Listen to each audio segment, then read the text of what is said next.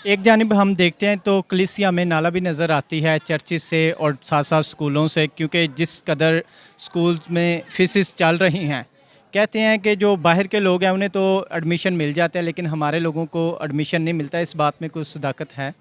ये सारी गलत फहमियों का नतीजा है। हमारे जो डायसीजन एजुकेशन बोर्ड है, मेरी तरफ से उन्हें ख़ास तौर पर इंस्ट्रक्शंस हैं कि मसीहों को स्कूल में दाखिला दिया जाए। मसला ये है कि हमारे लोग जो हैं वो चर्च पे बहुत डिपेंड करते हैं। अ, जो हमारे बहुत से मसीही बच्चे जो कंसेशन पे हैं, तो आपको ये पता है कलीसिया उसकी क्यों नहीं बात करते? ठीक है?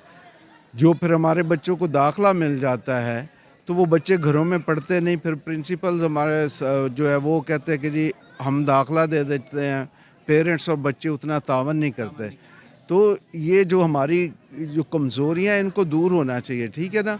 अगर दाखिला माँगते हैं तो फिर उस हिसाब से जो है मेहनत बच्चों को करवाने की ज़रूरत है, और इतना हिस्सा स्कूल की जो है मेयार को कायम रखने के लिए उतना ही हिस्सा डालने की ज़रूरत है बच्चों को और पेरेंट्स को। लेकिन मेरी तरफ से ये इंस्ट्रक्शन है कि हमारे हर स्कूल में जो है मसीही बच्चों को ज़्यादा से ज़्यादा दाखिल किया जाए। बिशप